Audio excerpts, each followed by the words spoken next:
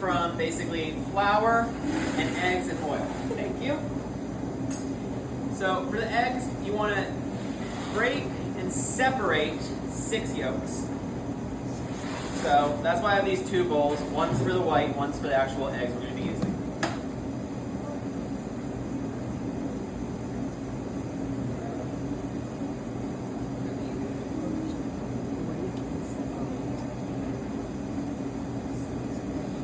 So this just takes a little bit of time.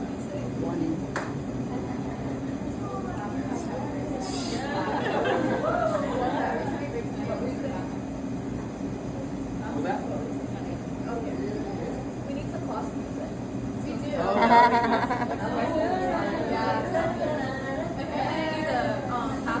Bottle of red, bottle of white, whatever mood you're in tonight. I don't. It's from an Italian restaurant. I mean, come on now.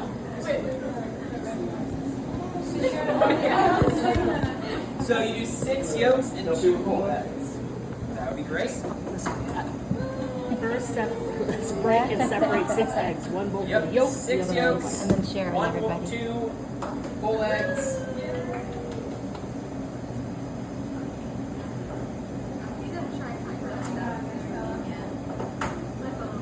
Okay, so that's 4, 5, 6, perfect. And then the last 2, I will just crack on my own and just plop them in there.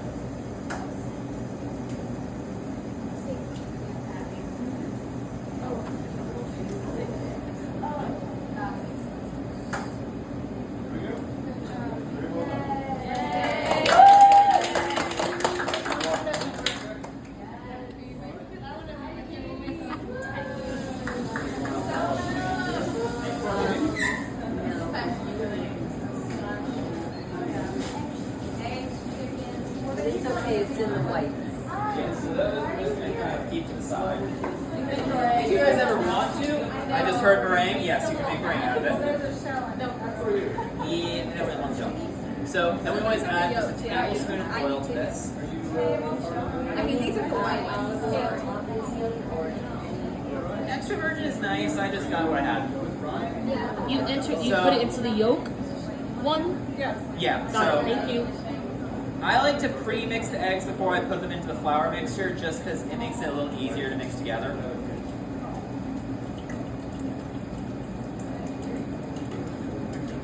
You can tell I've done this before. So,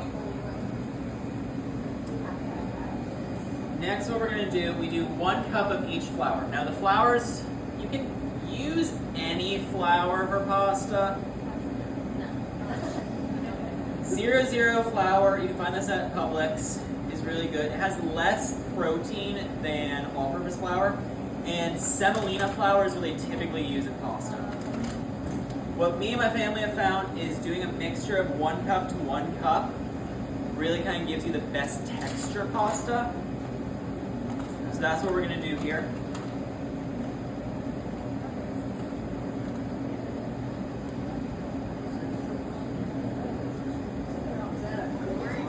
So this is a cup. 1 cup. So it's from Durham. Yes, Durham wheat.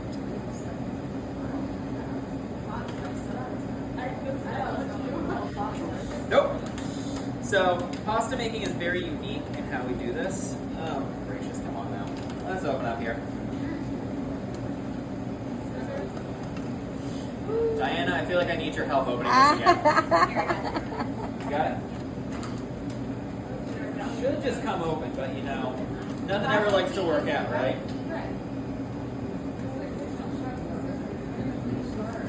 There we go. Nice. Thank you very much.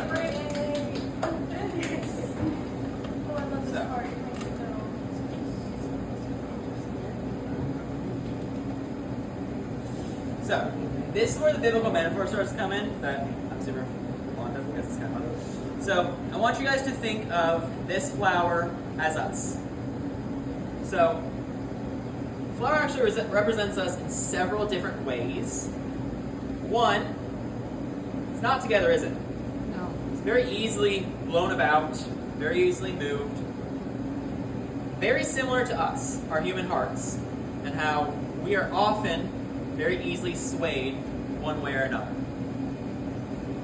And we have to make this well. The well is for the eggs. And as I was thinking about this earlier this week, a passage came across my mind. Jesus with the woman at the well. And what he said is, I am the wellspring of living water. And so I love how you have to make a well here, because this egg mixture is Christ. The flour is us. And so, when we come to know Christ, we gain salvation. So, from salvation, Christ enters our life in the form of the Holy Spirit.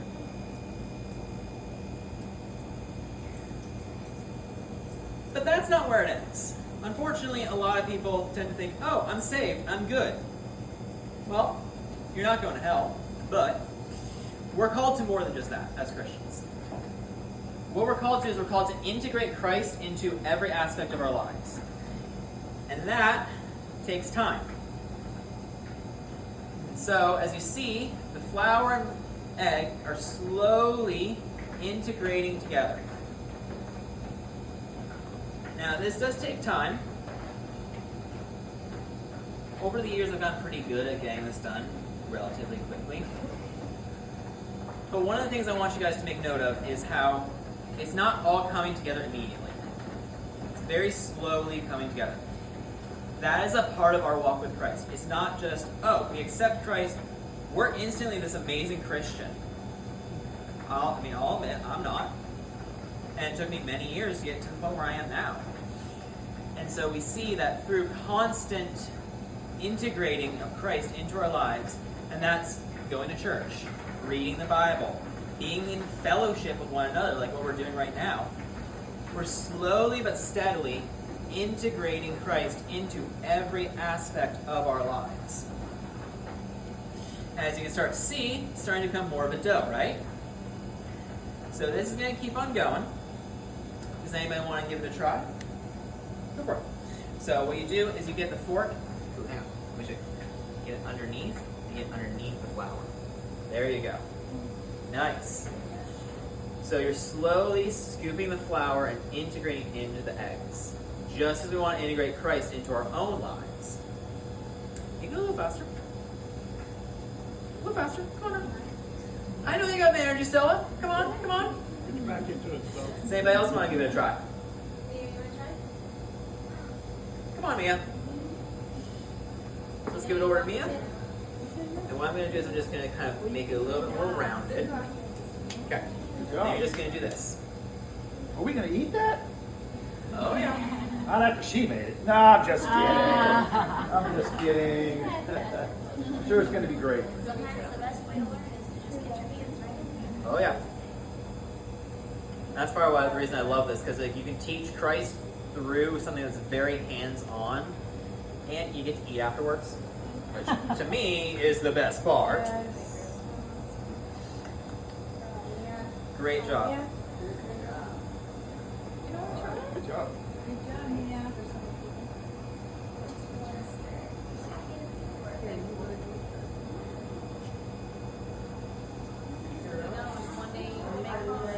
Want to try?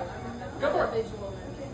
So we're going to be making several after this, since I've shown you guys, we're going to be doing 2 or 3 extra batches. And you're all going to have the chance to participate in this.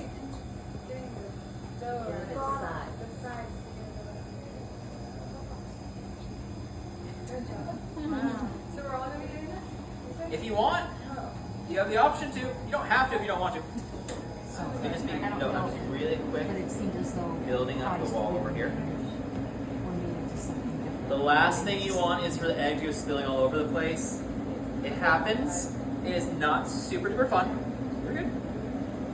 The nice thing is the dough is coming together already. So it's not as likely to go.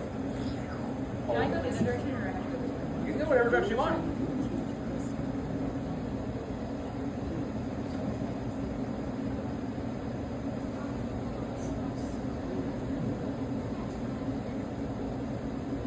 Nice. So I'm going to come in here and I'm going to start to really get this more as a dough.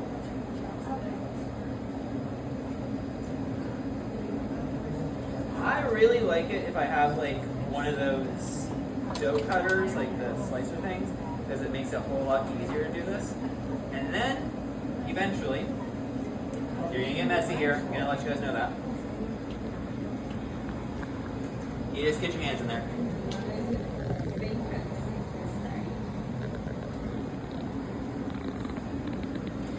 And so this is the really cool part about the metaphor, is this is when you really, really delve into the Word, and you really start to feel God actually working in you. You start to see how you've gone from flour and egg to starting to create this actual dough that you have here. It's really cool. Some of you guys may not have experienced this yet. Some of you may be experiencing it right now. Some of you may have already experienced this. If you haven't experienced it yet, just wait. It's pretty fun. And so, but, what am I doing right now? Kneading it, right? This kneading process is unfortunately not super fun. It is basically eating it. Thank you for that. And as you just saw, sometimes it can affect other things in your life. And so this is where we really have to be careful, because this is God at work in us. I just read through the book of Job. I read it several years ago, but I wanted to reread it. And Job is all about this man who gets basically needed a lot through God's work. And so, in the end, Job realizes that this is God's work for him. And so, we will go through tough times as Christians. Our life is not easy. I mean, Christ even says in the book of John, the world will hate you for knowing me. And so what we have to get used to is the fact that we will be pushed, we will be pulled and stretched, hopefully not to breaking point. That's why we have God. God comes in, and he's this gluten. So you guys may be allergic to gluten. Cool thing about gluten is, if you're not allergic to it, it helps everything stick together. And as you can see, we're starting to have a dough, right? Anybody else want to give it some needs? Go for it, Stella. Oh yeah. You gotta be strong to need this. And the beautiful thing is, we have the strength through God.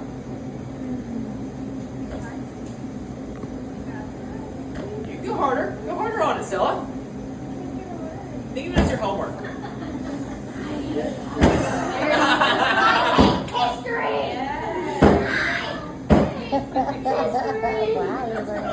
Anybody else want to give it a try?